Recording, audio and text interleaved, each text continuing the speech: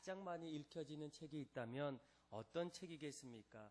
아마 여러분들도 한 번 정도는 읽었던 책입니다. 바로 이 정답은 자기 개발서에 관한 책입니다. 아마 지금까지 수많은 자기 개발서에 대한 책들 가운데에 특별히 젊은이들을 위한 책이 있다면 후지야라 가즈히로가 썼던 인생의 마지막 교과서라는 책입니다. 그 책의 부제는 30대에 배우지 않으면 후회하는 인생 성공 법칙, 이렇게 적혀 있습니다.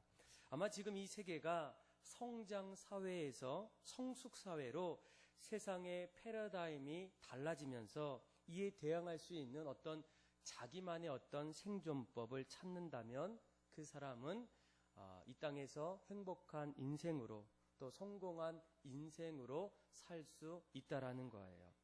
그러면서 그는 세 가지 인생 성공의 세 가지 비결을 소개합니다. 첫 번째는 정답주의가 아닌 수정주의를 배우라는 거예요. 그러니까 과거에는 내가 성공하기 위해서는 여전히 변하지 않는 어떤 규칙과 어떤 정답들이 있다는 거예요. 그런데 오늘은 다릅니다. 하루가 다르고 세상이 너무나 빠르게 변하다 보니까 내가 이 세상에서 어떤 전략을 취하고 자기만의 어떤 전략을 찾아야만 반드시 행복한 인생을 맞이한다는 거예요. 정답이 존재하지 않는 시대에 자신만의 어떤 답을 찾아야 한다는 겁니다.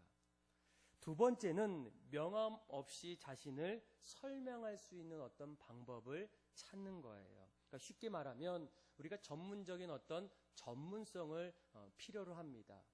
물론 이 전문성은 사람들로부터 인정을 받는데 이 저자는 자신이 있는 어떤 분야를 넘어서 이 경쟁 시대에는 자기 분야의 또 다른 영역에서 지기를 벗어 던져도 살아남을 수 있는 어떤 실력을 갖춰야 한다, 이렇게 말합니다. 그리고 세 번째는 잠자리 눈을 갖는 거예요. 여러분, 이 잠자리가 눈이 몇 개입니까? 크게는 4개예요.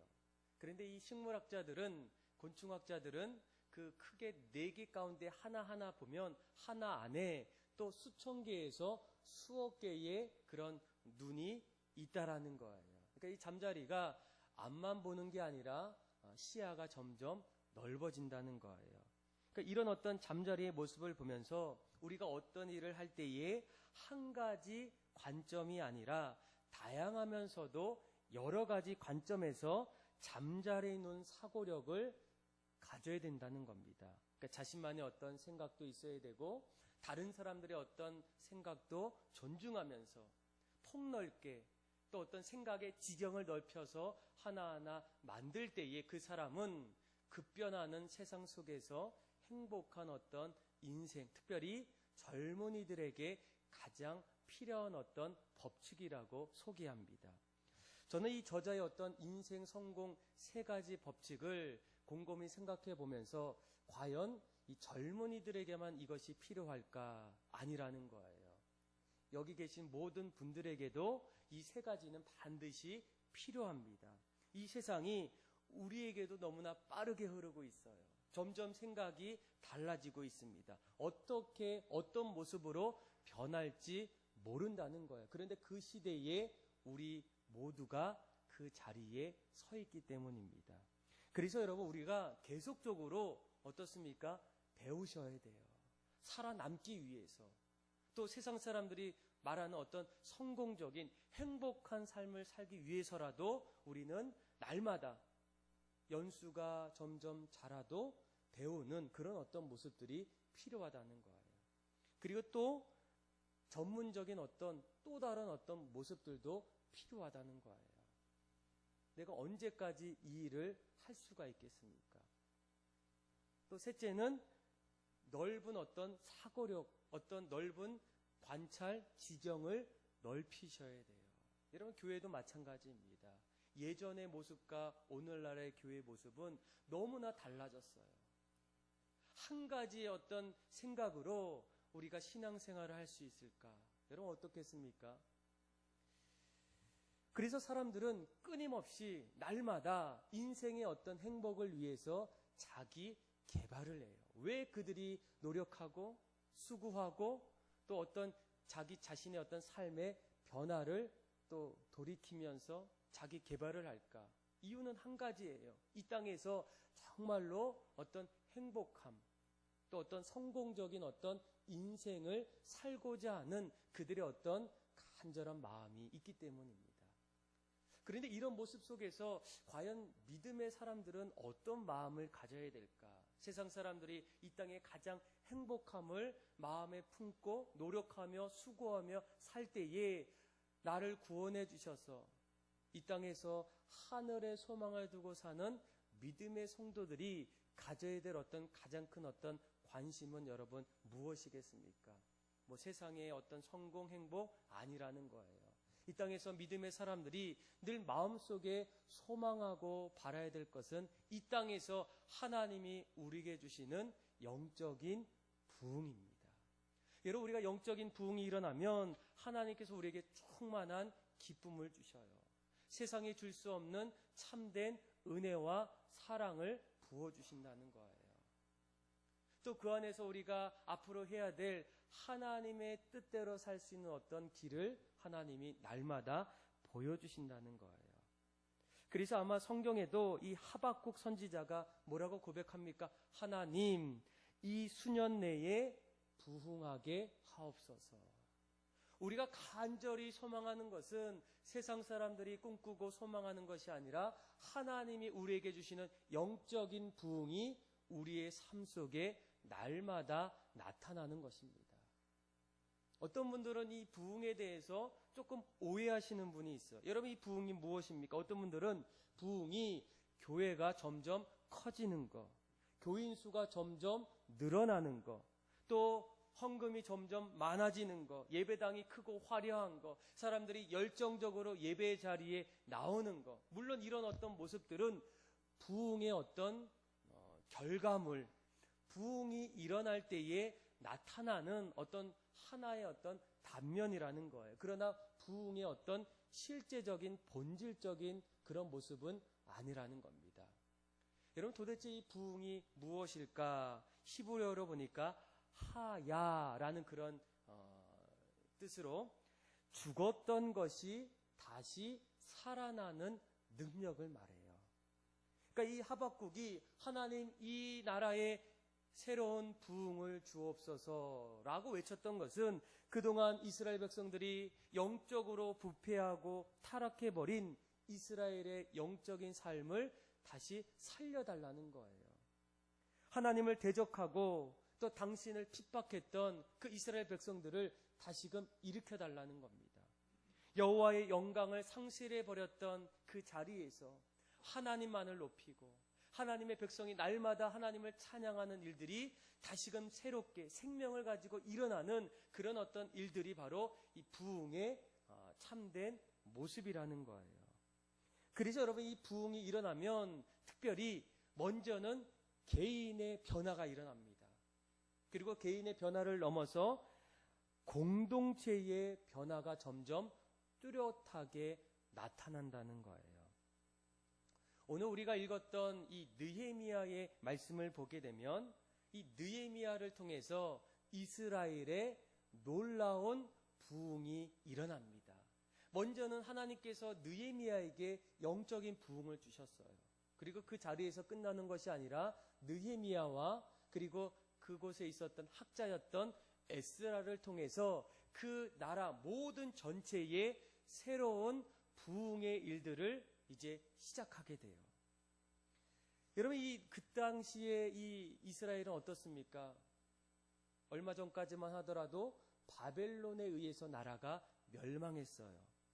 전쟁을 통해서 생명도 잃고 나라도 잃고 가진 것 모든 것을 다 잃어버린 백성입니다. 얼마나 그들은 마음속에 기쁨보다는 감사보다는 절망, 근심, 염려, 포기하고 싶은 그런 어떤 마음들이 날마다 일어났어요. 그런데 에스라와 느헤미야의 영적인 부흥을 통해서 서서히 그들에게는 놀라운 감사와 기쁨과 새로운 어떤 생명의 변화가 조금씩 일어나고 있어요. 그래서 여러분들 느헤미야의 말씀을 읽어보면 점점 이스라엘이 어떻게 부흥되고 있는지를 우리가 목도할 수 있다는 겁니다. 그런데 특별히 오늘 우리가 읽었던 느헤미야 8장 말씀을 보게 되면 부흥이 점점 일어나고 있는 그 자리에서 어떻게 이 부흥이 결정적인 어떤 계기를 통해서 일어날 수 있었는지에 대한 어떤 모습을 소개하고 있다는 거예요. 부흥이 저절로 일어나는 것이 아니라 에스라와 느헤미야와 그리고 함께했던 이스라엘 백성들이 어떤 모습을 통해서 서서히 하나님께서 부흥을 일으키셨는지, 쉽게 얘기하면 이 부흥하려면, 우리의 모든 삶 속에 영적인 부흥이 일어나려면 우리가 어떻게 해야 우리의 삶 속에 새로운 부흥이 일어날 수 있을까? 그 말씀이 오늘 우리가 함께 나눴던 느헤미야 8장의 말씀이라는 겁니다. 저는 오늘 이 말씀이 여기 계신 모든 분들에게 참 중요한 말씀이에요. 어떤 사람도 내가 신앙생활을 할 때에 내 삶 속에 영적인 부흥을 거부하거나 멀리하고 싶은 사람은 아무도 없다는 겁니다. 내가 주님을 믿을 때에 날마다 주님과 함께하고 영적인 어떤 기쁨과 부흥이 날마다 일어나기를 원해요. 할 수만 있다면 내 신앙의 삶 속에 날마다 주님과 동행하는 그런 은혜가 넘치는 영적인 그런 기쁨이 날마다 나타나기를 원한다는 거예요. 그러지 않습니까? 그런데 그런 어떤 삶이 도대체 어떻게 시작될 수 있을까? 오늘 말씀이 그 비결을 함께 가르쳐주는 말씀입니다. 그렇다면 어떻게 이스라엘 백성들 가운데에 느헤미야와 에스라를 통해서 이스라엘의 모든 것을 다 잃어버렸던, 영적으로 부패하고 다 모든 걸 앗아갔던 그들의 자리에서 어떻게 새로운 부흥이 일어날 수 있었을까? 첫 번째로 보게 되면 그들 마음속에는 말씀에 대한 간절한 갈망함이 있었기 때문입니다. 아마 20세기의 최고의 설교자라고 이렇게 알려졌던 로이드 존슨 목사님이 어느 날 교인들 앞에서 이런 얘기를 해요. 여러분, 언젠가부터 많은 사람들이 부흥이 존재한다는 사실, 또 부흥해야 한다는 어떤 사실을 확신하지 못하는 모습으로 변해가고 있다는 거예요. 그래서 교회 안에서 우리가 부흥을 경험해야 돼, 우리 교회가 점점 하나님 앞에서 영적으로 충만해야 되는 어떤 부흥에 대한 어떤 주제를 더 이상 논의조차 하지 않는 모습들이 일어나고 있다는 거예요. 그래서 우리가 사실 부흥을 위해서 어떤 기도 제목을 나누는 일도 점점 사라지고 있다는 겁니다. 오늘 우리가 읽었던 말씀도 어떤 분들은 한때 이스라엘에게 일어났던 부흥의 역사였지 우리에게는 조금 거리가 먼 그런 어떤 모습이 아닐까 생각하는 분도 있다라는 거예요. 그러면서 이런 어떤 난제를 극복하기 위해서는 이 로이드 존스 목사님이 이런 얘기를 하더라고요. 가장 먼저 하나님이 왜 이 땅에 교회를 세우셨는지를 깨달아야 한다는 거예요. 도대체 교회가 왜 세워졌을까? 교회에 대한 어떤 바른 개념. 그리고 나서 교회가 점점 부흥되기 위해서는 부흥을 태동시키는 어떤 힘이 있는데 그 힘이 바로 영적인 배고픔이라는 거예요. 여러분, 솔직히 부흥이 일어나는 그때에 이 부흥이 어떤 설교자를 통해서 또 어떤 선교사를 통해서 또 사역자를 통해서 부흥이 일어나지 않았다는 겁니다. 여러분 잘 보시면 진정한 부흥은 바로 어떤 성도들의 어떤 배고픔, 영적인 배고픔에서부터 시작됐다는 거예요. 여러분 오늘 우리가 함께 읽었던 우리 한번 1절의 말씀을 한번 같이 한번 잘 보셨으면 좋겠어요. 우리가 같이 한번 읽어볼까요? 시작. 이스라엘 자손이 자기들의 성읍에 거주하였더니 7째 달에 이르러 모든 백성이 일제히 수문학 광장에 모여 학사이스라에게 여호와께서 이스라엘에게 명령하신 모세의 율법책을 가져오기를 청하매. 아멘. 여러분, 우리가 부흥을 일으켰던 사람, 느헤미야라고 우리가 말할 수 있어요. 그를 통해서 점점 어떤 영적인 자리로 이끌어 갑니다. 그런데 오늘 말씀을 여러분 잘 보세요. 그들이 부흥이 영적인 어떤 소망들이 일어날 수 있었던 어떤 그런 모습들을 보게 되면 그들이 수문학 광장 앞에서 에스라라는 학자 겸 제사장의 말씀을 듣게 돼요. 그런데 그 말씀을 들을 때에 그 들음의 시작의 동기가 누구로부터 시작됩니까? 잘 보세요. 그 당시에 에스라는 오늘날의 목사님이에요. 목사님이 여러분 다 모이십시오. 우리가 이제 말씀을 들어야 됩니다. 오늘은 거룩한 주일입니다. 주님의 말씀이 선포됩니다. 보통 우리가 이런 어떤 생각을 갖게 되는데 1절의 말씀을 잘 보시면 그들이 수문학 광장에 먼저 모여서 그리고 나서 말씀을 전할 수 있는 에스라라는 분을 어떻게 해요? 율법책을 가져오기를 청하고 있다는 거예요. 부탁하고 있다는 거예요. 그러니까 오늘날 쉽게 얘기하면 목사님 우리에게 말씀을 좀 들려주세요. 우리가 말씀을 듣고 싶어요. 우리가 말씀대로 살고 싶은데 그동안 그렇게 살지 못했다는 거예요. 여러분 이 사람들이 그 당시에 시간이 남아서 또 한가해서 이런 어떤 부탁을 했을까요? 아니라는 거예요. 그들은 얼마 전까지만 하더라도 바벨론의 포로였습니다. 이제 막 돌아와서 집도 없어요. 삶의 어떤 넉넉함도 없습니다. 뭔가 열심히 하지 않으면 살 수 없는 그런 어떤 시기예요.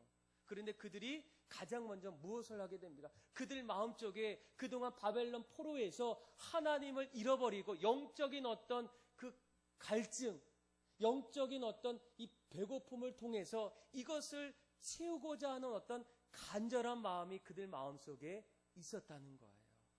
그래서 그들이 외칩니다. 목사님, 우리에게 말씀 좀 전해주세요. 우리가 이 말씀대로 살고 싶어요. 이 말씀 없이는 우리가 앞으로도 이전처럼 살 수가 없습니다. 이런 어떤 간절한 부탁을 누가 하게 됩니까? 이스라엘 백성들이 간청하고 있다는 거예요. 여러분 이런 어떤 모습이 오늘날 우리들의 모습과 전혀 좀 다르지 않습니까? 오늘날은 어떻습니까? 거꾸로 돼 있어요. 목사님이 집사님 이번 주에 못 나셨으니까 다음 주에 꼭 나오셔야 돼요. 그러면 그 집사님 뭐라고 합니까? 다음 주에는 가야 되는데요. 가겠습니다. 이런 어떤 얘기를 주로 많이 들어요. 또 이번에 어떤 특별한 일이 있어요. 나오세요. 그러면 목사님 좀 제가 바쁩니다. 이번에 우리가 특별 새벽 기도가 있어요. 우리가 이번에 부흥 사경회가 있어요. 전에는 사람들이 목사님 우리 교회에도 사경회가 있었으면 좋겠어요. 말씀을 배우고 싶어요. 말씀을 듣고 싶어요. 이런 어떤 요청 속에서 이런 어떤 모습들이 일어났다면 지금은 반대로 돼 있다는 거예요. 그러니까 성도들의 마음속에 영적인 어떤 배고픔이 점점 사라지고 있다는 거예요. 여러분 그들의 어떤 영적인 배고픔의 모습은 또 어떻습니까? 우리 한번 그들이 에스라를 불러서 3절에 우리의 3절의 말씀을 한번 같이 한번 읽어볼까요? 시작. 수문학 광장에서 새벽부터 정오까지 남자나 여자나 알아들을 만한 모든 사람 앞에서 읽음에 뭇 백성이 그 율법책에 귀를 기울였는데 아멘. 여러분 언제부터 언제까지 말씀을 들었다고요? 새벽부터 정오까지. 놀랍지 않습니까? 어떻게 이런 일이 일어날 수 있겠습니까? 우리는 새벽에 나오는 것조차도 힘들어요. 요즘에 집사님 꼭 새벽에 나오세요. 목사님 다 아시잖아요. 제가 바쁜 거 또 늦게까지 일하는 거 아시잖아요. 알겠어요. 그리고 또 새벽에 나오시는 분들도 잠깐 오셔서 눈만 감다가 뜨면 가셔요. 그런데 이때의 모습을 보게 되면 그들이 먼저 말씀을 듣기를 간절히 원해요. 얼마나 급했으면 여러분 우리가 배고플 때에 나타나는 현상이 무엇입니까? 자야 되는데 갑자기 자다가도 일어나요. 갑자기 냉장고가 열립니다. 가스가 갑자기 켜져요. 그리고 막 먹는 소리가 나요. 하지 말라고 해도, 일어나지 말라고 해도 어떻습니까? 배고프면 그렇게 일어나서 그런 일들을 하게 돼요. 그러니까 이스라엘 백성들이 영적으로 말씀에 대한 어떤 기갈이 마음속에 있다 보니까 그들은 먼저 말씀을 전하는 에스라에게 부탁합니다. 우리에게 말씀을 들려주세요. 점심도 아니에요. 저녁도 아니에요. 새벽부터 그들은 그 말씀이 듣고 싶어서 간절한 마음으로 앞에 나와서 정오까지 어떻게 합니까? 말씀에 경청하며 그 말씀을 듣고 있다는 거예요. 이것이 바로 부흥이 일어날 수밖에 없었던 첫 번째 모습이라는 거예요. 다윗도 뭐라고 얘기합니까? 목마른 사슴이 시냇물을 찾아 갈급한 같이 내 영혼이 주를 찾기에 갈급합니다. 우리가 정말로 하나님을 찾기를 갈급하고 영적인 어떤 배고픔이 일어날 때에, 그때에 우리가 말씀을 듣는 그 순간에 하나님이 어떻게 하시겠습니까? 우리에게 영적인 부흥을 주신다는 거예요. 전 바빠요. 어려워요. 이 시대에 우리가 어떻게 살 수, 이런 어떤 모습 속에서는 어떤 일이 일어납니까? 그냥 예배 드리고 마치는 거예요. 그런데 우리 마음속에는 어떤 마음이 있습니까? 이왕 예배 드릴 때 하나님으로부터 은혜 받고 영적인 부흥의 어떤 기쁨을 누리기를 원해요. 그런데 우리의 어떤 삶은 영적인 어떤 갈급함과 배고픔을 점점 잃어가고 있어요. 그럴 때에 여러분 어떤 일들이 일어나겠습니까? 여러분들은 어떤 사람이겠습니까? 말씀을 간절히 갈망하고 말씀을 듣기를 간절히 원하십니까? 두 번째로 보게 되면 이 이스라엘 백성들에게 부흥이 일어날 수밖에 없었던 또 한 가지 이유가 있어요. 그들은 말씀을 여러 번 듣는 것도 중요하지만 말씀을 들을 때에 우리들의 신앙의 어떤 태도가 더 중요하다는 겁니다. 여러분, 오늘 이 말씀을 요청하고 갈급했던 이스라엘 백성들이 말씀을 들을 때에 그들의 어떤 신앙의 모습을 한번 확인해 보세요. 자, 한번 우리 한번 6절의 말씀을 한번, 5절의 말씀을 먼저 한번 읽어볼까요? 시작. 에스라가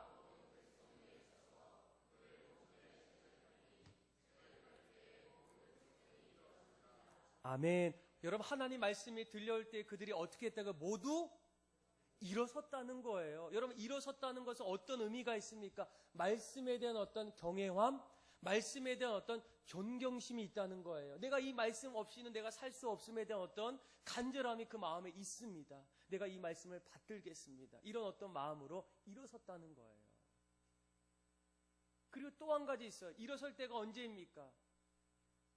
주로 우리가 학교 다닐 때 보면 너무 졸린 거예요. 피곤한 거예요. 그런데 교수님의 말씀을 꼭 내가 이걸 안 들으면 시험에 틀릴 것 같아서 이 말씀을 꼭 들을 때 학생들이 자발적으로 어떻게 합니까? 안 해보셨어요? 주무십니까? 아니에요. 정말로 필요하다고 생각했던 사람들은 갑자기 그 잠을 쫓기 위해서 자리에서 어떻게 해요? 일어나요. 아니면 뒤로 나갑니다. 내가 반드시 이 시간에 교수님의 말씀을 꼭 나의 어떤 교훈으로 만들기 위해서 그런 어떤 행동들이 일어나게 돼요. 그러니까 이스라엘 백성들이 새벽부터 정오까지 말씀을 듣기 위해서 어떻게 했다고요? 일어섰다는 거예요. 가끔씩 우리가 일어날 때가 있는데 가끔씩 들려오는 소리가 뭐예요? 또 일어나야 돼. 이거 피곤한데. 찬양할 때도 왜 우리가 서서 해야 돼? 이런 어떤 것들이 점점 어떤 우리의 어떤 신앙의 간절함과 그 태도가 점점 멀어지고 있다는 거예요. 그런데 이스라엘 백성들은 달랐다는 겁니다. 말씀이 들려올 때마다 그들은 그 말씀을 하나라도 흘러보내지 않기 위해서 서서 그 말씀을 듣게 돼요. 또 있어요. 자, 우리 한번 6절을 한번 읽어볼까요? 시작. 에스라가 위대하신 하나님 여호와를 송축하며 모든 백성이 손을 들고 아멘 아멘 하고 응답하고 몸을 굽혀 얼굴을 땅에 대고 여호와께 경배하니라. 아멘. 여러분, 말씀을 들을 때마다 그 말씀 앞에 뭐라고 고백합니까? 아멘 아멘 하는 거예요. 하나님의 말씀이 선포될 때마다 예, 그 말씀이 우리가 반드시 붙잡아야 될 말씀입니다. 아멘. 우리가 이 말씀을 꼭 지키겠습니다. 아멘. 그렇습니다. 이런 어떤 진지한 그들의 어떤 말씀 앞에서의 어떤 반응이 누구에게서부터 일어난 이스라엘 백성들에게 일어났다는 거예요. 여러분, 부흥이 그냥 일어나는 게 아닙니다. 우리가 부흥을 꿈꾸고 소망하지만 우리가 정말로 말씀을 들을 때에 그 말씀에 대한 진지한 반응이 없다면 하나님은 여러분 우리에게 어떻게 부흥을 주시겠습니까? 또 있어요. 말씀을 들었던 이스라엘 백성들이 깨달았을 때, 자, 8절, 9절, 8절에 깨닫게 하니, 자, 9절을 한번 읽어볼까요? 시작. 백성이 율법의 말씀을 듣고 다 우는지라 총독 느헤미야와 제사장 겸 학사 에스라와 백성을 가르치는 레위 사람들이 모든 백성에게 이르기를 오늘은 너희 하나님 여호와의 성일이니 슬퍼하지 말며 울지 말라 하고 아멘. 여러분, 그들이 왜 울었을까요? 왜 그들이 슬퍼했을까요? 그들이 하나님 말씀을 듣고 또 듣다 보니까 말씀 앞에 자신이 그동안 살아왔던 죄들이 점점 나타나는 거예요. 말씀을 비춰보니까 내가 잘못 살았구나. 나의 열심이 하나님을 위한 열심이 아니었구나. 내가 주님 앞에 범죄했구나. 내가 잘못했구나. 실수했구나. 말씀을 볼 때마다 내가 걸어왔던 그 길이 어리석고 죄된 길이었음을 점점 깨닫게 되는 거예요. 그럴 때에 그들의 모습 속에 무엇이 나옵니까? 눈물이 나오는 거예요. 회개가 나오는 거예요. 탄성이 나오는 겁니다. 하나님, 내가 잘못했습니다. 하나님, 내가 잘못 살아왔습니다. 내가 말씀 없이 살았는데 말씀을 보니까 내가 제대로 살지 않았다는 거예요. 무엇을 보았을 말씀을 듣고 진지하게 반응했을 때 그것을 알게 됐다는 거예요. 여러분, 우리 한국 교회에 전무후무한 그런 그 부흥 운동이 있어요. 언제입니까? 1907년도에 있었던 평양 대부흥 운동이에요.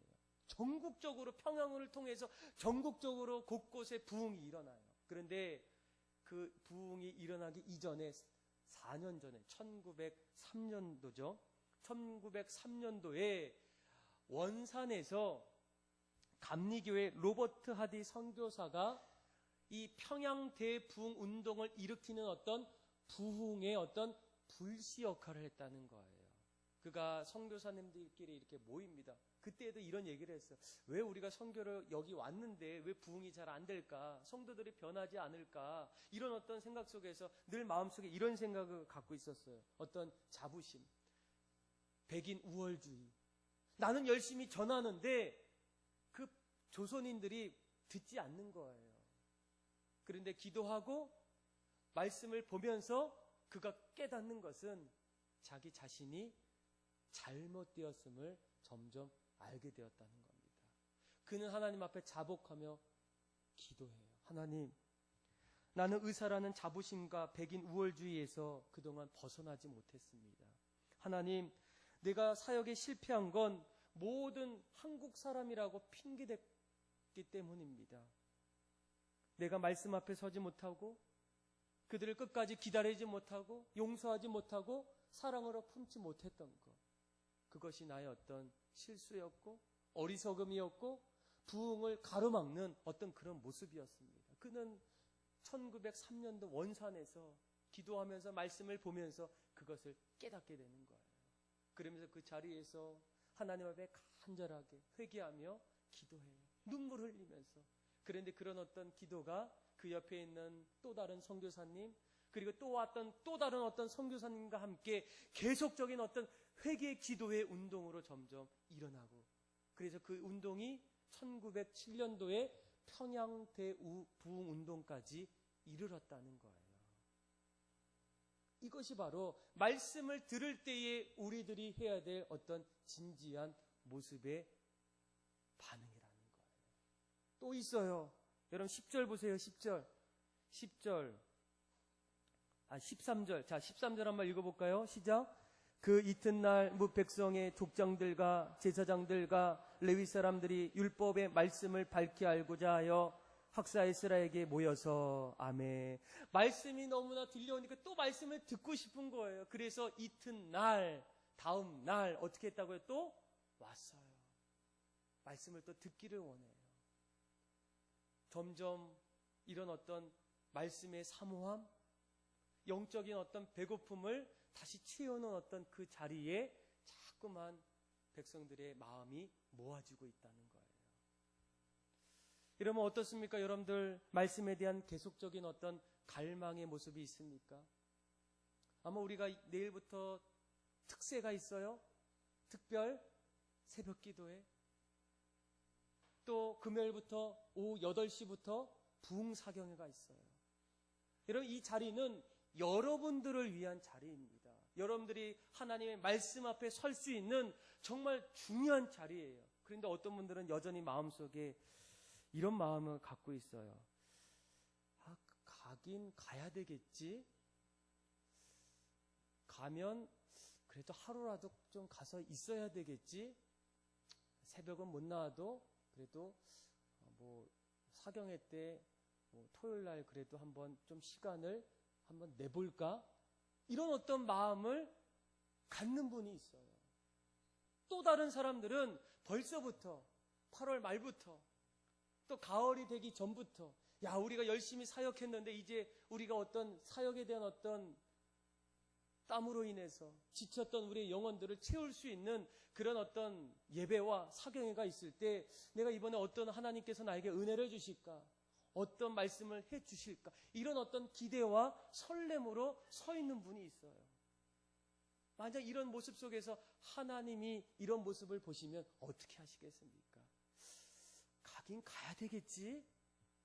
한 번이라도 한번 그래도 내가 집사니까 한번 참석해야 되겠지? 그럴 때에 제가 하나님이라도 은혜를 주고 싶을까요? 주고 싶지 않을까요? 다 아시죠? 그러면서도 우리는 은혜 받기를 원한다는 거예요. 우리 교회가 이왕이면 부흥되기를 원한다는 거예요. 여러분 오늘 성경에 보면 분명하게 그들이 영적인 부흥이 일어날 수 있었던 것은 무엇보다도 이스라엘 백성들이 하나님 말씀 앞에 영적인 배고픔, 갈망함이 그들이 있기에 그들이 먼저 얘기합니다. 하나님, 우리에게 말씀을 들려주세요. 교회에 성경 공부가 있는데 성경 공부 꼭 해주세요. 요청하고 또 함께하고 시간을 내어서 그들은 들을 때에 은혜가 일어나고 부흥이 일어나는데 여러분 지금 요즘은 어떻습니까? 있어도 사람들은 그 자리에 없다는 거예요. 그러면서 왜 이 교회는, 왜 저 교회는, 왜 우리 공동체는, 왜 우리 어떤 신앙은 여전히 부흥에서 멈춰섰을까? 문제가 무엇이겠습니까? 다 정답이 다 있지 않습니까? 세 번째로 우리가 첫 번째 부흥이 일어났던 이스라엘 백성들에게는 말씀에 대한 어떤 간절함이 있습니다. 말씀에 대한 어떤 진지한 반응이 있어요. 일어섰습니다. 아멘 아멘 했습니다. 그들은 또 아멘 하면서 울면서 자신의 어떤 잘못과 영적인 어떤 부패함을 하나님 앞에 고백했다는 거예요. 그리고 또 한 가지 아주 중요한 것이 있어요. 그들이 그것을 깨달았을 때 말씀에 대한 어떤 단순한 순종이 있었다는 거예요. 자, 오늘 우리가 14절, 15절 말씀을 읽어보면 자, 13절에 그들이 말씀을 읽을 때마다 어느 날 말씀을 점점 깨닫게 돼요. 그런데 말씀을 읽다 보니까 이런 어떤 새로운 사실을 알게 됩니다. 우리 한번 14절에서 15절의 말씀을 같이 한번 읽어봅시다. 시작. 율법에 기록된 바를 본즉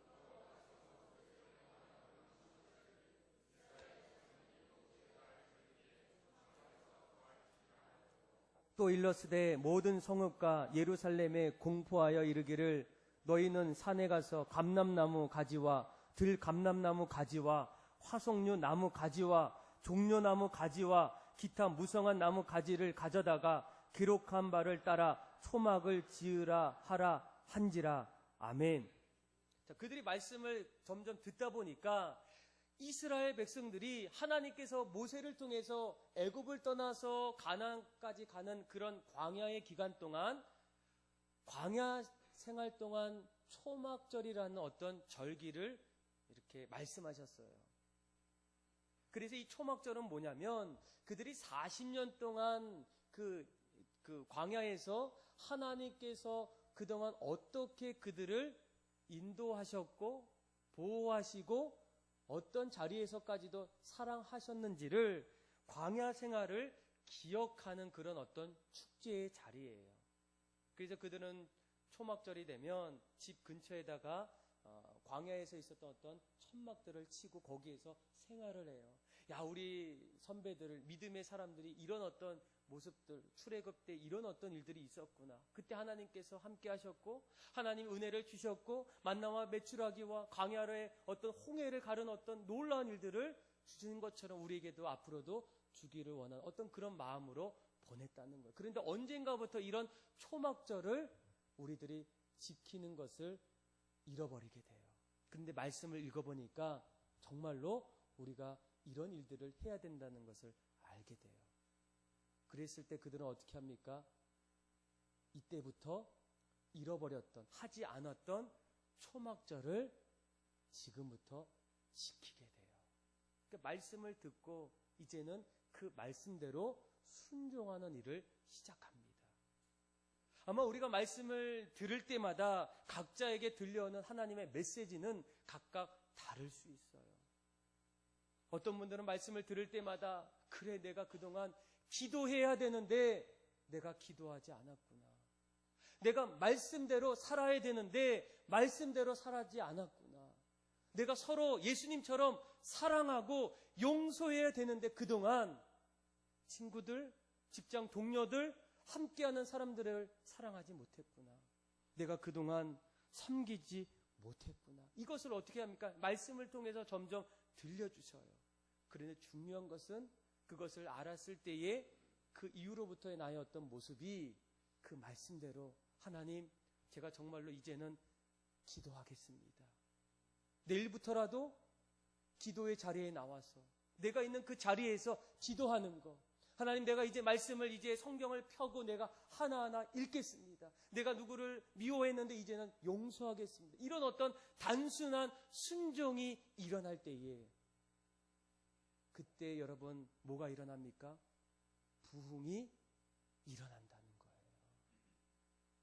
그냥 우리가 바라고 소망하고 이 자리에 늘 참석하면 은혜가 하늘에서 단비같이 내리는 것이 아니라 오늘 이스라엘 백성들에게 놀랍게 하나님이 부흥을 주셨던 그 이유가 무엇입니까? 그들은 날마다 하나님 말씀에 대한 갈급한 어떤 배고픔이 있었어요. 그래서 말씀을 듣기를 원합니다. 말씀을 들을 때 진지한 반응으로 말씀 앞에 온전히 서게 돼요. 거기서 끝나는 것이 아니라 그 말씀을 들을 때 나에게 주셨던 말씀이 내 마음에 하나하나 올 때마다 그래, 내가 이제는 정말로 기도자가 돼야 되겠구나. 내가 이제는 주님처럼 섬겨야 되겠구나. 이제는 내가 하나님 말씀 앞에 말씀대로 살아가야 되겠구나. 이런 어떤 철저한 어떤 결단과 어떤 행함이 나타날 때 그때 우리에게도 어떤 일이 일어나겠습니까? 우리에게 영적인 부흥이 일어난다는 거예요. 사랑하는 믿음의 성도 여러분, 부흥을 갈망하십니까? 영적인 부흥이 우리의 삶 속에, 가정에, 내 삶 속에 나타나기를 원합니까? 아닌 것 같아요. 목사님, 다음에 내년도에 아니에요. 이스라엘 백성들이 얼마나 간절함이 있습니까? 새벽부터 정오까지 일어서서 아멘 하면서 눈물 흘리면서 이런 어떤 모습들이 일어날 때, 그러면서 그 말씀이 들려올 때마다 순종하며 결단하고 그렇게 살 때에 그때 여러분 우리에게 부흥이 일어나는 거예요. 교회 부흥도 일어나는 겁니다. 여러분, 왜 교회에 새 가족이 안 와요? 왜 교회가 점점 빕니까? 이런 질문을 할 필요가 없다는 거예요. 내가 기도하지 아니해서예요. 내가 전도하지 아니해서예요. 하나님은 우리를 통해서 하나님 나라를 세워 나가길 원할 때 우리는 꼭 나는 뒤에 있고 나머지 분들이 잘하기를 원한다는 거예요. 나는 그 틈 사이에 껴서 부흥의 파도 앞에 그렇게 그냥 서기를 원하는 사람이 너무나 많이 있다는 거예요. 그래서 여러분 사람들이 교회를 옮기는 겁니다. 내가 다른 교회 가면 나도 똑같이 부흥될 것 같아서. 옮기면 어떻게 돼요? 1년 뒤에 또 옮겨요. 아직도 교회를 정하지 못하는 사람들이 가끔씩 이렇게 오시면 얘기를 해요. 목사님, 저는 여기 청 나온 지 5년이 됐어요. 근데 교회를 못 정했대요. 여러분, 교회는 자기가 어느 교회 가든지 열심히 하나님 믿고 살아가는 거예요. 기도하고 하나님 붙잡고 살아가야지 누구를 바라봅니까? 그런데 여전히 그 어떤 본질을 모르시고 계속적으로 그렇게 이쪽 저쪽 가다 보면 어느 순간에 주님이 오시지 않겠습니까? 여러분, 지금은 한국교회가 가장 어렵다고 얘기하는 그때입니다. 아마 우리나라도 참 어려워요. 요즘에 막 이 북한의 어떤 도발, 또 경제 어떤 침체, 그로 인해서 수많은 사람들이 지금이야말로 한국이 가장 위기다 이렇게 말합니다. 그런데 위기를 경험했던 사람들 대부분은 이럴 때마다 한 가지 공통된 이야기를 해요. 위기는 위기로 끝나는 것이 아니라 위기는 오히려 기회가 된다는 거예요. 여러분, 지금 한국교회도 점점 교회마다 문을 닫는 교회들이 많아지고 있어요. 교회 안에 성도들이 점점 자리를 비고 있어요. 교회가 사회로부터 영향력을 더 이상 주지 못하는 일들을 보게 돼요. 그래서 교회가 위기다 이렇게 얘기합니다. 그런데 교회가 위기가 끝일까요? 아니라는 거예요. 윌버 스미스라는 신학자가 있어요. 이분이 구약을 열심히 공부하다가 부흥이 일어났던 그런 어떤 특징들을 이렇게 보니까 공통되게 몇 가지가 있어요. 그런데 이 부흥이 일어나기 이전에 첫 번째로 나타나는 어떤 현상이 바로 이런 현상이에요. 부흥이 일어나기 전에는 언제나 심각한 영적인 쇠퇴와 영적인 절망이 있다는 거예요. 암흑기라는 게 있다는 거예요. 지금처럼 그런 모습이겠죠. 그런데 이 영적인 암흑기와 어떤 영적인 어떤 쇠퇴 가운데에 어떻게 부흥이 일어날 수 있었을까? 그때의 사람들은 말씀을 들었다는 거예요. 예배를 통해서 점점 신앙이 회복이 되었다는 거예요. 회개와 진념이 있었고 과감하게 자신들의 어떤 우상들을 벗어버렸을 때 그때 하나님이 주시는 참된 부흥의 열매들을 맺을 수 있었다는 거예요. 저는 어쩌면 한국교회가 지금 위기라고 얘기할 때 오히려 위기에서 끝나는 것이 아니라 이제 다시금 우리가 새로운 부흥을 준비하는 시기가 바로 오늘날의 시대라는 거예요. 그 시대에 여러분들은 도대체 무엇을 하겠습니까? 그래, 끝났구나. 위기구나. 이제는 어쩔 수 없구나. 우리도 절로 가야 되겠구나. 이런 어떤 마음이 아니라는 거예요. 영적인 암흑기와 영적인 어떤 쇠퇴 속에서 우리가 해야 될 일은 오늘 이스라엘 백성들처럼 영적인 기갈 속에서 배고픔 속에서 하나님을 향한 말씀에 대한 어떤 갈망함을 우리가 가져야 된다는 거예요. 그리고 그 말씀 앞에 섰을 때에 그 말씀을 들을 때에 우리에게도 이제는 진지한 반응을 할 때라는 거예요. 결단하고 아멘하고 순종할 때에 하나님 우리에게 은혜를 주시지 않겠습니까? 놀랍게 성령 충만으로 역사해 주지 않겠습니까? 저는 그런 날들을 여러분들의 시대에 여러분들의 신앙의 삶 속에 그렇게 나타나고 또 다시금 일으킬 수 있는 그런 부흥의 초석들이 다 되기를 주님의 이름으로 축복합니다. 가장 많이 읽혀지는 책이 있다면 어떤 책이겠습니까? 아마 여러분들도 한 번 정도는 읽었던 책입니다. 바로 이 정답은 자기 개발서에 관한 책입니다.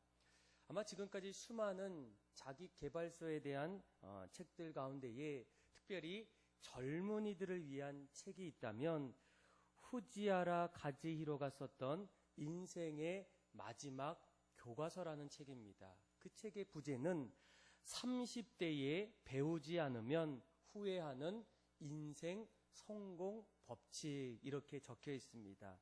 아마 지금 이 세계가 성장 사회에서 성숙 사회로 세상의 패러다임이 달라지면서 이에 대항할 수 있는 어떤 자기만의 어떤 생존법을 찾는다면 그 사람은 이 땅에서 행복한 인생으로 또 성공한 인생으로 살 수 있다라는 거예요.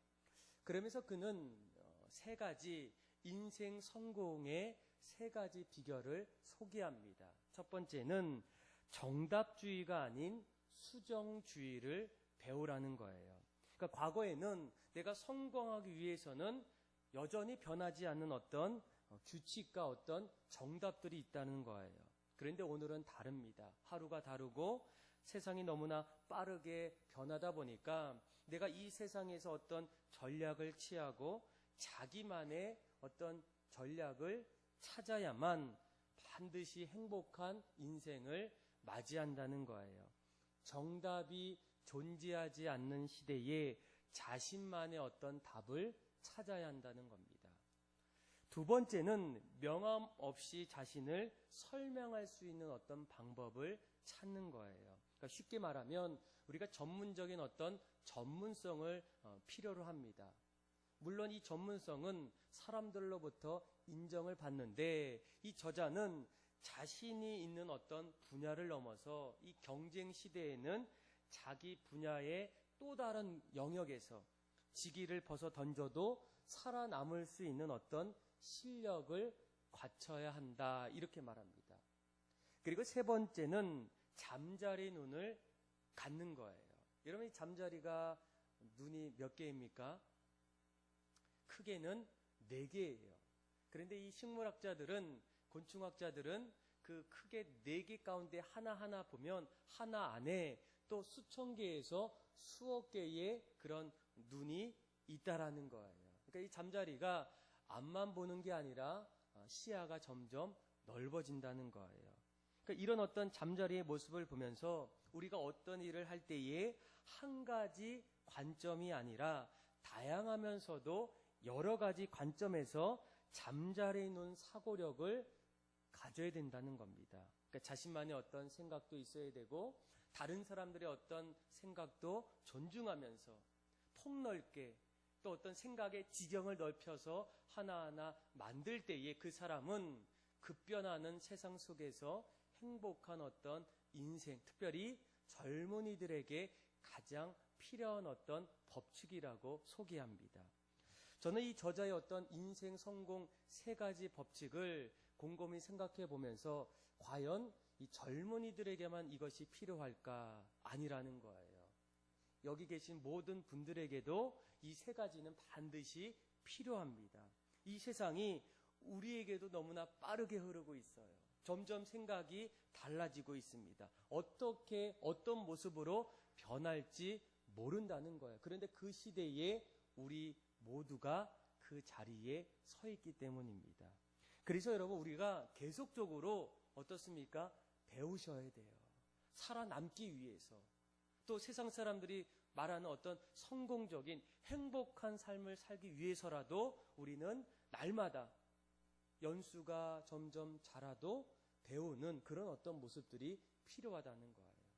그리고 또 전문적인 어떤 또 다른 어떤 모습들도 필요하다는 거예요. 내가 언제까지 이 일을 할 수가 있겠습니까? 또 셋째는 넓은 어떤 사고력, 어떤 넓은 관찰 지경을 넓히셔야 돼요. 여러분, 교회도 마찬가지입니다. 예전의 모습과 오늘날의 교회 모습은 너무나 달라졌어요. 한 가지의 어떤 생각으로 우리가 신앙생활을 할 수 있을까? 여러분, 어떻겠습니까? 그래서 사람들은 끊임없이 날마다 인생의 어떤 행복을 위해서 자기 개발을 해요. 왜 그들이 노력하고 수고하고 또 어떤 자기 자신의 어떤 삶의 변화를 또 돌이키면서 자기 개발을 할까? 이유는 한 가지예요. 이 땅에서 정말로 어떤 행복함, 또 어떤 성공적인 어떤 인생을 살고자 하는 그들의 어떤 간절한 마음이 있기 때문입니다. 그런데 이런 모습 속에서 과연 믿음의 사람들은 어떤 마음을 가져야 될까? 세상 사람들이 이 땅에 가장 행복함을 마음에 품고 노력하며 수고하며 살 때에 나를 구원해 주셔서 이 땅에서 하늘의 소망을 두고 사는 믿음의 성도들이 가져야 될 어떤 가장 큰 어떤 관심은 여러분 무엇이겠습니까? 뭐 세상의 어떤 성공, 행복 아니라는 거예요. 이 땅에서 믿음의 사람들이 늘 마음속에 소망하고 바라야 될 것은 이 땅에서 하나님이 우리에게 주시는 영적인 부흥입니다. 여러분, 우리가 영적인 부흥이 일어나면 하나님께서 우리에게 충만한 기쁨을 주셔요. 세상에 줄 수 없는 참된 은혜와 사랑을 부어주신다는 거예요. 또 그 안에서 우리가 앞으로 해야 될 하나님의 뜻대로 살 수 있는 어떤 길을 하나님이 날마다 보여주신다는 거예요. 그래서 아마 성경에도 이 하박국 선지자가 뭐라고 고백합니까? 하나님, 이 수년 내에 부흥하게 하옵소서. 우리가 간절히 소망하는 것은 세상 사람들이 꿈꾸고 소망하는 것이 아니라 하나님이 우리에게 주시는 영적인 부흥이 우리의 삶 속에 날마다 나타나는 것입니다. 어떤 분들은 이 부흥에 대해서 조금 오해하시는 분이 있어요. 여러분, 이 부흥이 무엇입니까? 어떤 분들은 부흥이 교회가 점점 커지는 것, 교인 수가 점점 늘어나는 것, 또 헌금이 점점 많아지는 것, 예배당이 크고 화려한 것, 사람들이 열정적으로 예배 자리에 나오는 것, 물론 이런 어떤 모습들은 부흥의 어떤 결과물, 부흥이 일어날 때에 나타나는 어떤 하나의 어떤 단면이라는 거예요. 그러나 부흥의 어떤 실제적인 본질적인 그런 모습은 아니라는 겁니다. 여러분, 도대체 이 부흥이 무엇일까? 히브리어로 보니까 하야라는 그런 뜻으로 죽었던 것이 다시 살아나는 능력을 말해요. 그러니까 이 하박국이 하나님, 이 나라에 새로운 부흥을 주옵소서라고 외쳤던 것은 그동안 이스라엘 백성들이 영적으로 부패하고 타락해버린 이스라엘의 영적인 삶을 다시 살려달라는 거예요. 하나님을 대적하고 또 당신을 핍박했던 그 이스라엘 백성들을 다시금 일으켜달라는 겁니다. 여호와의 영광을 상실해버렸던 그 자리에서 하나님만을 높이고 하나님의 백성이 날마다 하나님을 찬양하는 일들이 다시금 새롭게 생명을 가지고 일어나는 그런 어떤 일들이 바로 이 부흥의 참된 모습이라는 거예요. 그래서 여러분, 이 부흥이 일어나면 특별히 먼저는 개인의 변화가 일어납니다. 그리고 개인의 변화를 넘어서 공동체의 변화가 점점 뚜렷하게 나타난다는 거예요. 오늘 우리가 읽었던 이 느헤미야의 말씀을 보게 되면 이 느헤미야를 통해서 이스라엘의 놀라운 부흥이 일어납니다. 먼저는 하나님께서 느헤미야에게 영적인 부흥을 주셨어요. 그리고 그 자리에서 끝나는 것이 아니라 느헤미야와 그리고 그곳에 있었던 학자였던 에스라를 통해서 그 나라 모든 전체의 새로운 부흥의 일들을 이제 시작하게 돼요. 여러분, 그 당시에 이 이스라엘은 어떻습니까? 얼마 전까지만 하더라도 바벨론에 의해서 나라가 멸망했어요. 전쟁을 통해서 생명도 잃고 나라도 잃고 가진 것 모든 것을 다 잃어버린 백성입니다. 얼마나 그들은 마음속에 기쁨보다는 감사보다는 절망, 근심, 염려, 포기하고 싶은 그런 어떤 마음들이 날마다 일어났어요. 그런데 에스라와 느헤미야의 영적인 부흥을 통해서 서서히 그들에게는 놀라운 감사와 기쁨과 새로운 어떤 생명의 변화가 조금씩 일어나고 있어요. 그래서 여러분들 느헤미야의 말씀을 읽어보면 점점 이스라엘이 어떻게 부흥되고 있는지를 우리가 목도할 수 있다는 겁니다. 그런데 특별히 오늘 우리가 읽었던 느헤미야 8장 말씀을 보게 되면 부흥이 점점 일어나고 있는 그 자리에서 어떻게 이 부흥이 결정적인 어떤 계기를 통해서 일어날 수 있었는지에 대한 어떤 모습을 소개하고 있다는 거예요. 부흥이 저절로 일어나는 것이 아니라 에스라와 느헤미야와 그리고 함께했던 이스라엘 백성들이 어떤 모습을 통해서 서서히 하나님께서 부흥을 일으키셨는지, 쉽게 얘기하면 이 부흥하려면, 우리의 모든 삶 속에 영적인 부흥이 일어나려면 우리가 어떻게 해야 우리의 삶 속에 새로운 부흥이 일어날 수 있을까? 그 말씀이 오늘 우리가 함께 나눴던 느헤미야 8장의 말씀이라는 겁니다. 저는 오늘 이 말씀이 여기 계신 모든 분들에게 참 중요한 말씀이에요.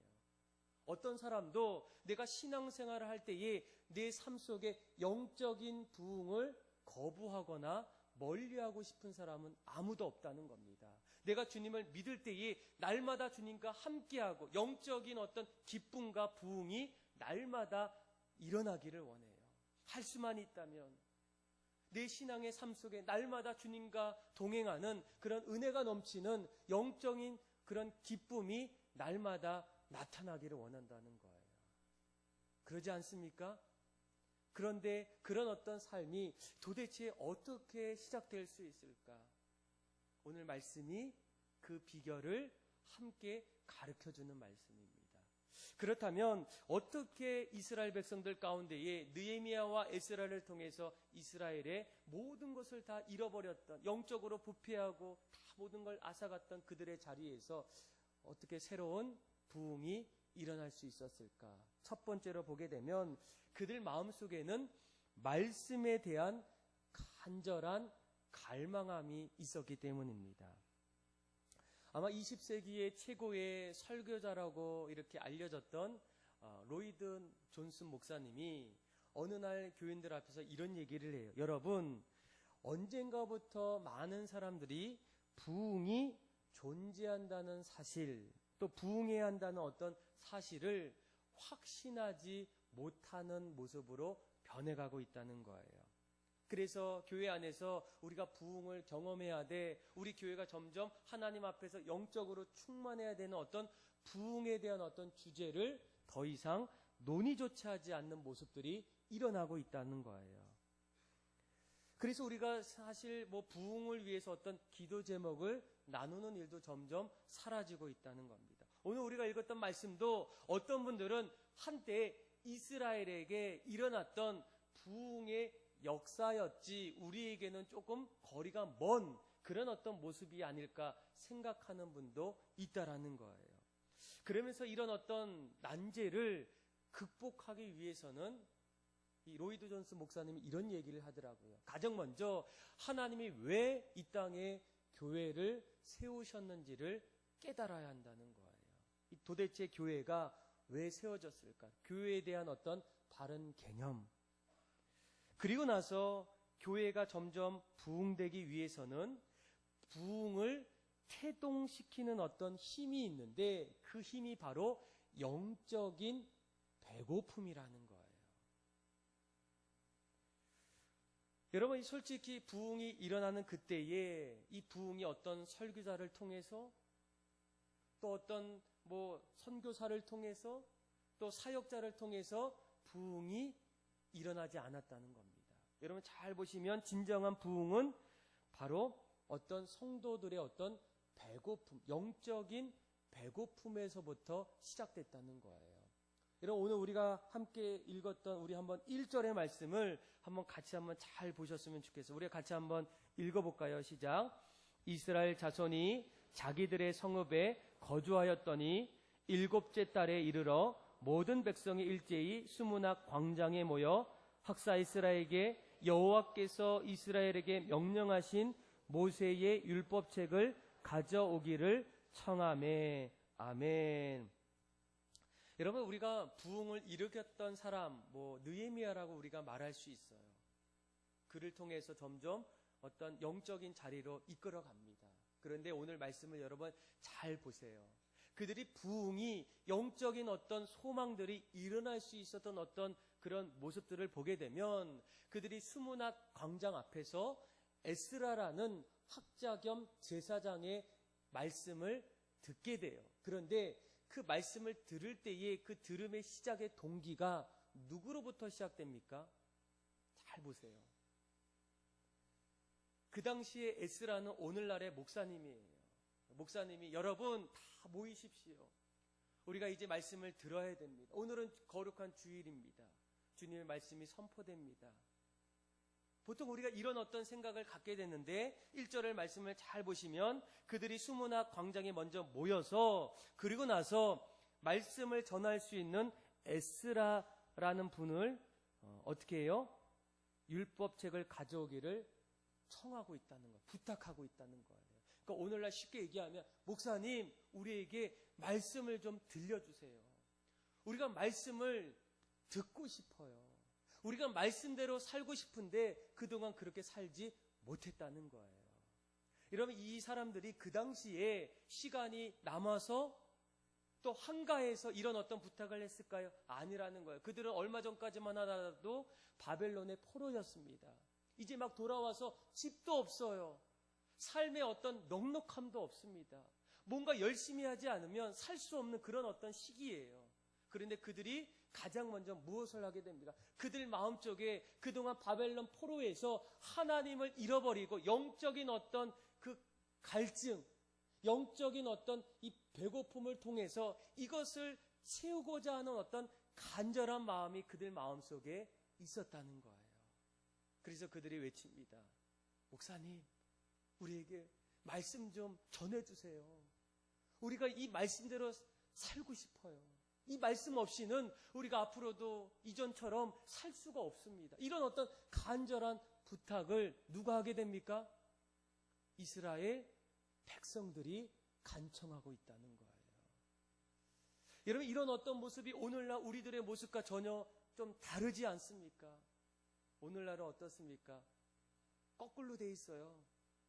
목사님이 집사님 이번 주에 못 나셨으니까 다음 주에 꼭 나오셔야 돼요. 그러면 그 집사님 뭐라고 합니까? 다음 주에는 가야 되는데요. 가겠습니다. 이런 어떤 얘기를 주로 많이 들어요. 또 이번에 어떤 특별한 일이 있어요. 나오세요. 그러면 목사님 좀 제가 바쁩니다. 이번에 우리가 특별 새벽 기도가 있어요. 우리가 이번에 부흥 사경회가 있어요. 전에는 사람들이 목사님 우리 교회에도 사경회가 있었으면 좋겠어요. 말씀을 배우고 싶어요. 말씀을 듣고 싶어요. 이런 어떤 요청 속에서 이런 어떤 모습들이 일어났다면 지금은 반대로 되어 있다는 거예요. 그러니까 성도들의 마음속에 영적인 어떤 배고픔이 점점 사라지고 있다는 거예요. 여러분 그들의 어떤 영적인 배고픔의 모습은 또 어떻습니까? 우리 한번 그들이 에스라를 불러서 3절에 우리의 3절의 말씀을 한번 같이 한번 읽어볼까요? 시작. 수문학 광장에서 새벽부터 정오까지 남자나 여자나 알아들을 만한 모든 사람 앞에서 읽음에 뭇 백성이 그 율법책에 귀를 기울였는데 아멘. 여러분 언제부터 언제까지 말씀을 들었다고요?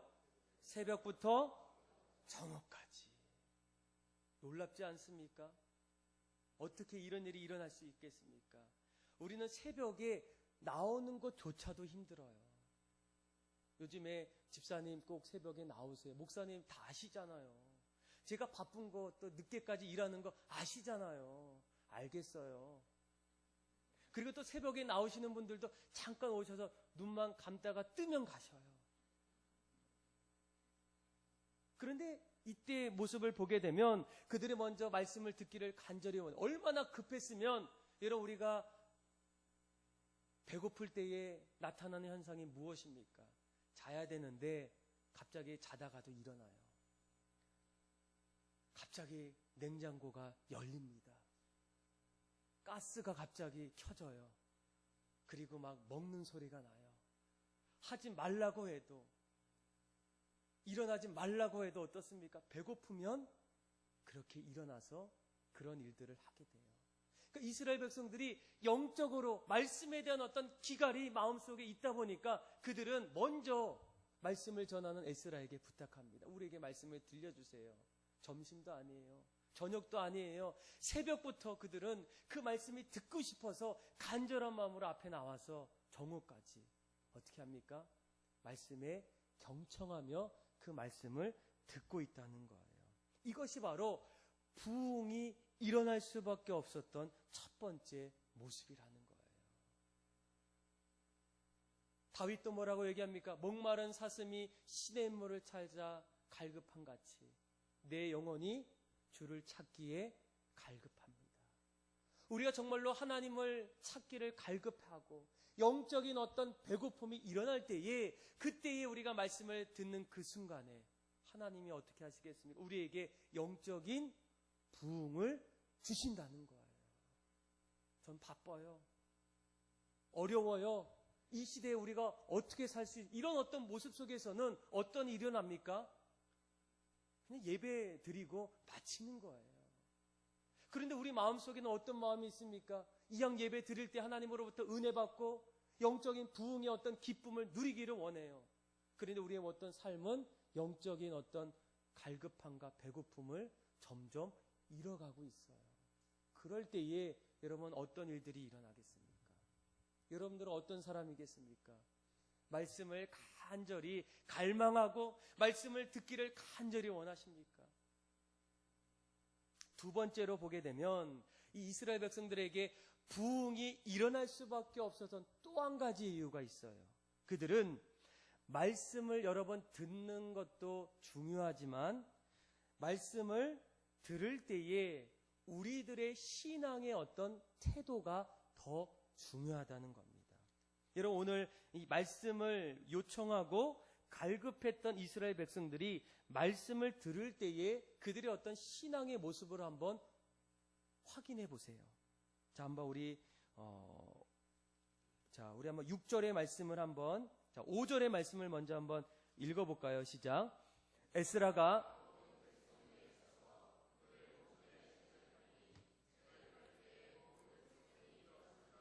아멘. 여러분 하나님 말씀이 들려올 때 그들이 어떻게 했다가 모두 일어섰다는 거예요. 여러분 일어섰다는 것은 어떤 의미가 있습니까? 말씀에 대한 어떤 경외함, 말씀에 대한 어떤 존경심이 있다는 거예요. 내가 이 말씀 없이는 내가 살 수 없음에 대한 어떤 간절함이 그 마음에 있습니다. 내가 이 말씀을 받들겠습니다. 이런 어떤 마음으로 일어섰다는 거예요. 그리고 또 한 가지 있어요. 일어설 때가 언제입니까? 주로 우리가 학교 다닐 때 보면 너무 졸린 거예요. 피곤한 거예요. 그런데 교수님의 말씀을 꼭 내가 이걸 안 들으면 시험에 틀릴 것 같아서 이 말씀을 꼭 들을 때 학생들이 자발적으로 어떻게 합니까? 안 해보셨어요? 죽으십니까? 아니에요. 정말로 필요하다고 생각했던 사람들은 갑자기 그 잠을 쫓기 위해서 자리에서 어떻게 해요? 일어나요. 아니면 뒤로 나갑니다.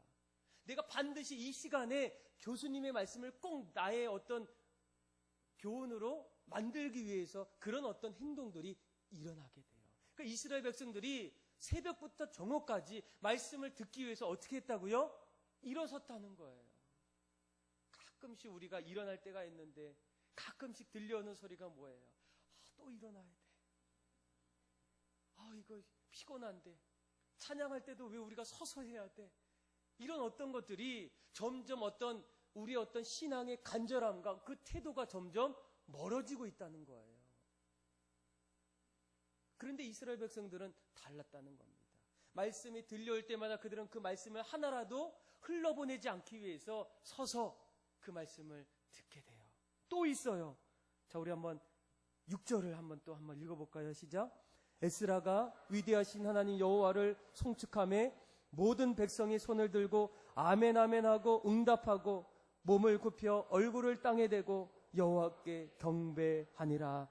아멘. 여러분 말씀을 들을 때마다 그 말씀 앞에 뭐라고 고백합니까?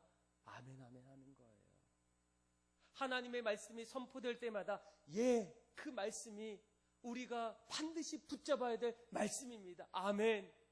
우리가 이 말씀을 꼭 지키겠습니다. 아멘. 그렇습니다. 이런 어떤 진지한 그들의 어떤 말씀 앞에서의 어떤 반응이 누구에게서부터 일어난 이스라엘 백성들에게 일어났다는 거예요. 여러분, 부흥이 그냥 일어나는 게 아닙니다. 우리가 부흥을 꿈꾸고 소망하지만 우리가 정말로 말씀을 들을 때에 그 말씀에 대한 진지한 반응이 없다면 하나님은 여러분 우리에게 어떻게 부흥을 주시겠습니까? 또 있어요. 말씀을 들었던 이스라엘 백성들이 깨달았을 때, 자, 8절, 9절, 8절에 깨닫게 하니, 자, 9절 한번 읽어볼까요? 시작. 백성이 율법의 말씀을 듣고 다 우는지라 총독 느헤미야와 제사장 겸 학사 에스라와 백성을 가르치는 레위 사람들이 모든 백성에게 이르기를 오늘은 너희 하나님 여호와의 성일이니 슬퍼하지 말며 울지 말라 하고 아멘. 여러분, 그들이 왜 울었을까요? 왜 그들이 슬퍼했을까요? 그들이 하나님 말씀을 듣고 또 듣다 보니까 말씀 앞에 자신이 그동안 살아왔던 죄들이 점점 나타나는 거예요. 말씀을 비춰보니까 내가 잘못 살았구나. 나의 열심이 하나님을 위한 열심이 아니었구나. 내가 주님 앞에 범죄했구나. 내가 잘못했구나. 실수했구나. 말씀을 볼 때마다 내가 걸어왔던 그 길이 어리석고 죄된 길이었음을 점점 깨닫게 되는 거예요. 그럴 때에 그들의 모습 속에 무엇이 나옵니까? 눈물이 나오는 거예요. 회개가 나오는 거예요. 탄성이 나오는 겁니다. 하나님, 내가 잘못했습니다. 하나님, 내가 잘못 살아왔습니다. 내가 말씀 없이 살았는데 말씀을 보니까 내가 제대로 살지 않았다는 거예요. 무엇을 보았을 때 말씀을 듣고 진지하게 반응했을 때 그것을 알게 됐다는 거예요. 여러분, 우리 한국 교회에 전무후무한 그런 그 부흥 운동이 있어요. 언제입니까? 1907년도에 있었던 평양 대부흥 운동이에요. 전국적으로 평양을 통해서 전국적으로 곳곳에 부흥이 일어나요. 그런데 그 부흥이 일어나기 이전에 4년 전에 1903년도죠. 1903년도에 원산에서 감리교회 로버트 하디 선교사가 이 평양 대부흥 운동을 일으키는 어떤 부흥의 어떤 불씨 역할을 했다는 거예요. 그가 선교사님들끼리 이렇게 모입니다. 그때도 이런 얘기를 했어요. 왜 우리가 선교를 여기 왔는데 왜 부흥이 잘 안 될까? 성도들이 변하지 않을까? 이런 어떤 생각 속에서 늘 마음속에 이런 생각을 갖고 있었어요. 어떤 자부심, 백인 우월주의. 나는 열심히 전하는데 그 조선인들이 듣지 않는 거예요.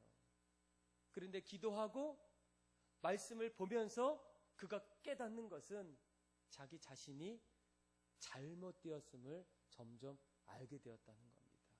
그는 하나님 앞에 자복하며 기도해요. 하나님, 나는 의사라는 자부심과 백인 우월주의에서 그동안 벗어나지 못했습니다. 하나님, 내가 사역에 실패한 건 모든 한국 사람이라고 핑계댔기 때문입니다. 내가 말씀 앞에 서지 못하고 그들을 끝까지 기다리지 못하고 용서하지 못하고 사랑으로 품지 못했던 것, 그것이 나의 어떤 실수였고 어리석음이었고 부흥을 가로막는 어떤 그런 모습이었습니다. 그는 1903년도 원산에서 기도하면서 말씀을 보면서 그것을 깨닫게 되는 거예요. 그러면서 그 자리에서 하나님 앞에 간절하게 회개하며 기도해요. 눈물 흘리면서. 그런데 그런 어떤 기도가 그 옆에 있는 또 다른 선교사님, 그리고 또 다른 어떤 선교사님과 함께 계속적인 어떤 회개 기도의 운동으로 점점 일어나고, 그래서 그 운동이 1907년도에 평양 대부흥 운동까지 이르렀다는 거예요. 이것이 바로 말씀을 들을 때에 우리들이 해야 될 어떤 진지한 모습의 반응이라는 거예요. 또 있어요. 여러분 10절 보세요. 10절. 13절. 자, 13절 한번 읽어볼까요? 시작. 그 이튿날 뭇 백성의 족장들과 제사장들과 레위 사람들이 율법의 말씀을 밝히 알고자 하여 학사에스라에게 모여서 아멘. 말씀이 너무나 들려오니까 또 말씀을 듣고 싶은 거예요. 그래서 이튿날, 다음 날 어떻게 했다고요? 또 왔어요. 말씀을 또 듣기를 원해요. 점점 이런 어떤 말씀의 사모함, 영적인 어떤 배고픔을 다시 채우는 어떤 그 자리에 자꾸만 백성들의 마음이 모아지고 있다는 거예요. 이러면 어떻습니까? 여러분들 말씀에 대한 계속적인 어떤 갈망의 모습이 있습니까? 아마 우리가 내일부터 특세가 있어요. 특별 새벽 기도회. 또 금요일부터 오후 8시부터 부흥사경회가 있어요. 여러분 이 자리는 여러분들을 위한 자리입니다. 여러분들이 하나님의 말씀 앞에 설 수 있는 정말 중요한 자리예요. 그런데 어떤 분들은 여전히 마음속에 이런 마음을 갖고 있어요. 가긴 가야 되겠지. 가면 그래도 하루라도 좀 가서 있어야 되겠지. 새벽은 못 나와도 그래도 뭐 사경회 때 뭐 토요일 날 그래도 한번 좀 시간을 한번 내볼까? 이런 어떤 마음을 갖는 분이 있어요. 또 다른 사람들은 벌써부터 8월 말부터 또 가을이 되기 전부터 야 우리가 열심히 사역했는데 이제 우리가 어떤 사역에 대한 어떤 땀으로 인해서 지쳤던 우리의 영혼들을 채울 수 있는 그런 어떤 예배와 사경회가 있을 때 내가 이번에 어떤 하나님께서 나에게 은혜를 주실까? 어떤 말씀을 해 주실까? 이런 어떤 기대와 설렘으로 서 있는 분이 있어요. 만약 이런 모습 속에서 하나님이 이런 모습을 보시면 어떻게 하시겠습니까? 가긴 가야 되겠지? 한 번이라도 한번 그래도 내가 집사니까 한번 참석해야 되겠지? 그럴 때에 제가 하나님이라도 은혜를 주고 싶을까요? 주고 싶지 않을까요? 다 아시죠? 그러면서도 우리는 은혜 받기를 원한다는 거예요. 우리 교회가 이왕이면 부흥되기를 원한다는 거예요. 여러분 오늘 성경에 보면 분명하게 그들이 영적인 부흥이 일어날 수 있었던 것은 무엇보다도 이스라엘 백성들이 하나님 말씀 앞에 영적인 배고픔, 갈망함이 그들이 있기에 그들이 먼저 얘기합니다. 하나님, 우리에게 말씀을 들려주세요. 교회에 성경 공부가 있는데 성경 공부 꼭 해주세요. 요청하고 또 함께하고 시간을 내어서 그들은 들을 때에 은혜가 일어나고 부흥이 일어나는데 여러분 지금 요즘은 어떻습니까? 있어도 사람들은 그 자리에 없다는 거예요. 그러면서 왜 이 교회는, 왜 저 교회는, 왜 우리 공동체는, 왜 우리 어떤 신앙은 여전히 부흥에서 멈춰섰을까? 문제가 무엇이겠습니까? 다 정답이 다 있지 않습니까? 세 번째로 우리가 첫 번째 부흥이 일어났던 이스라엘 백성들에게는 말씀에 대한 어떤 간절함이 있습니다. 말씀에 대한 어떤 진지한 반응이 있어요. 일어섰습니다. 아멘 아멘 했습니다. 그들은 또 아멘 하면서 울면서 자신의 어떤 잘못과 영적인 어떤 부패함을 하나님 앞에 고백했다는 거예요. 그리고 또 한 가지 아주 중요한 것이 있어요. 그들이 그것을 깨달았을 때 말씀에 대한 어떤 단순한 순종이 있었다는 거예요. 자, 오늘 우리가 14절, 15절 말씀을 읽어보면 자, 13절에 그들이 말씀을 읽을 때마다 어느 날 말씀을 점점 깨닫게 돼요. 그런데 말씀을 읽다 보니까 이런 어떤 새로운 사실을 알게 됩니다. 우리 한번 14절에서 15절의 말씀을 같이 한번 읽어봅시다. 시작. 율법에 기록된 바를 본즉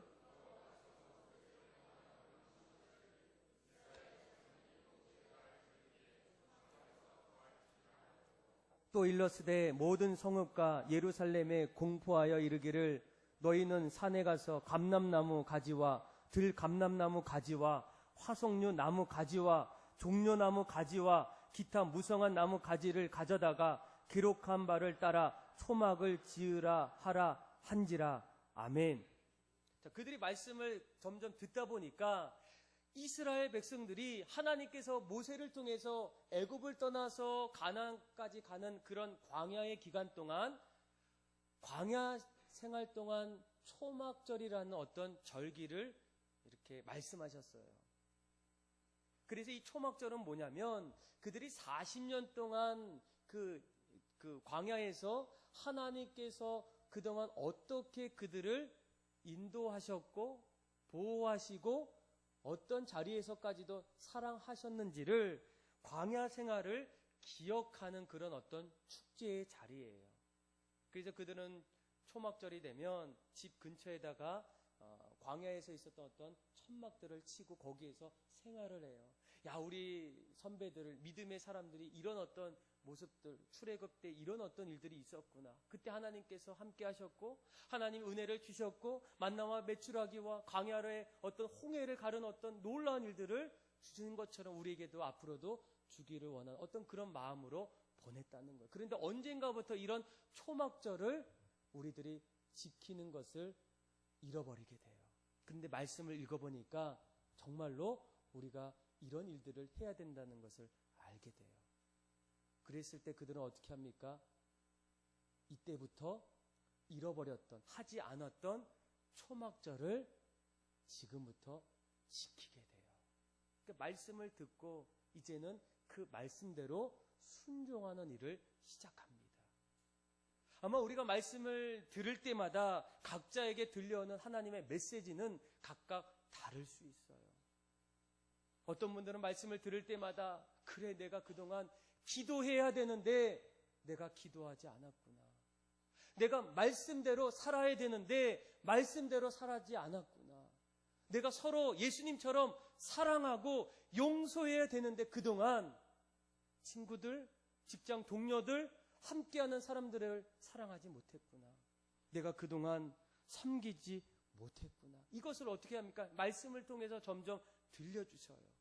그런데 중요한 것은 그것을 알았을 때에 그 이후로부터의 나의 어떤 모습이 그 말씀대로 하나님, 제가 정말로 이제는 기도하겠습니다. 내일부터라도 기도의 자리에 나와서 내가 있는 그 자리에서 기도하는 것. 하나님, 내가 이제 말씀을 이제 성경을 펴고 내가 하나하나 읽겠습니다. 내가 누구를 미워했는데 이제는 용서하겠습니다. 이런 어떤 단순한 순종이 일어날 때에 그때 여러분 뭐가 일어납니까? 부흥이 일어난다는 거예요. 그냥 우리가 바라고 소망하고 이 자리에 늘 참석하면 은혜가 하늘에서 단비같이 내리는 것이 아니라 오늘 이스라엘 백성들에게 놀랍게 하나님이 부흥을 주셨던 그 이유가 무엇입니까? 그들은 날마다 하나님 말씀에 대한 갈급한 어떤 배고픔이 있었어요. 그래서 말씀을 듣기를 원합니다. 말씀을 들을 때 진지한 반응으로 말씀 앞에 온전히 서게 돼요. 거기서 끝나는 것이 아니라 그 말씀을 들을 때 나에게 주셨던 말씀이 내 마음에 하나하나 올릴 때마다 그래, 내가 이제는 정말로 기도자가 돼야 되겠구나. 내가 이제는 주님처럼 섬겨야 되겠구나. 이제는 내가 하나님 말씀 앞에 말씀대로 살아가야 되겠구나. 이런 어떤 철저한 어떤 결단과 어떤 행함이 나타날 때 그때 우리에게도 어떤 일이 일어나겠습니까? 우리에게 영적인 부흥이 일어난다는 거예요. 사랑하는 믿음의 성도 여러분, 부흥을 갈망하십니까? 영적인 부흥이 우리의 삶 속에, 가정에, 내 삶 속에 나타나기를 원합니까? 아닌 것 같아요. 목사님, 다음에 내년도에 아니에요. 이스라엘 백성들이 얼마나 간절함이 있습니까? 새벽부터 정오까지 일어서서 아멘 하면서 눈물 흘리면서 이런 어떤 모습들이 일어날 때, 그러면서 그 말씀이 들려올 때마다 순종하며 결단하고 그렇게 살 때에 그때 여러분 우리에게 부흥이 일어나는 거예요. 교회 부흥도 일어나는 겁니다. 여러분, 왜 교회에 새 가족이 안 와요? 왜 교회가 점점 빕니까? 이런 질문을 할 필요가 없다는 거예요. 내가 기도하지 아니해서예요. 내가 전도하지 아니해서예요. 하나님은 우리를 통해서 하나님 나라를 세워 나가길 원할 때 우리는 꼭 나는 뒤에 있고 나머지 분들이 잘하기를 원한다는 거예요. 나는 그 틈 사이에 껴서 부흥의 파도 앞에 그렇게 그냥 서기를 원하는 사람이 너무나 많이 있다는 거예요. 그래서 여러분 사람들이 교회를 옮기는 겁니다. 내가 다른 교회 가면 나도 똑같이 부흥될 것 같아서. 옮기면 어떻게 돼요? 1년 뒤에 또 옮겨요. 아직도 교회를 정하지 못하는 사람들이 가끔씩 이렇게 오시면 얘기를 해요. 목사님, 저는 여기 청 나온 지 5년이 됐어요. 근데 교회를 못 정했대요. 여러분, 교회는 자기가 어느 교회 가든지 열심히 하나님 믿고 살아가는 거예요. 기도하고 하나님 붙잡고 살아가야지 누구를 바라봅니까? 그런데 여전히 그 어떤 본질을 모르시고 계속적으로 그렇게 이쪽 저쪽 가다 보면 어느 순간에 주님이 오시지 않겠습니까? 여러분, 지금은 한국교회가 가장 어렵다고 얘기하는 그때입니다. 아마 우리나라도 참 어려워요. 요즘에 막 이 북한의 어떤 도발, 또 경제어떤 침체, 그로 인해서 수많은 사람들이 지금이야말로 한국이 가장 위기다 이렇게 말합니다. 그런데 위기를 경험했던 사람들 대부분은 이럴 때마다 한 가지 공통된 이야기를 해요. 위기는 위기로 끝나는 것이 아니라 위기는 오히려 기회가 된다는 거예요. 여러분, 지금 한국교회도 점점 교회마다 문을 닫는 교회들이 많아지고 있어요. 교회 안에 성도들이 점점 자리를 비고 있어요. 교회가 사회로부터 영향력을 더 이상 주지 못하는 일들을 보게 돼요. 그래서 교회가 위기다 이렇게 얘기합니다. 그런데 교회가 위기가 끝일까요? 아니라는 거예요. 윌버 스미스라는 신학자가 있어요. 이분이 구약을 열심히 공부하다가 부흥이 일어났던 그런 어떤 특징들을 이렇게 보니까 공통되게 몇 가지가 있어요. 그런데 이 부흥이 일어나기 이전에 첫 번째로 나타나는 어떤 현상이 바로 이런 현상이에요. 부흥이 일어나기 전에는 언제나 심각한 영적인 쇠퇴와 영적인 절망이 있다는 거예요. 암흑기라는 게 있다는 거예요. 지금처럼 그런 모습이겠죠.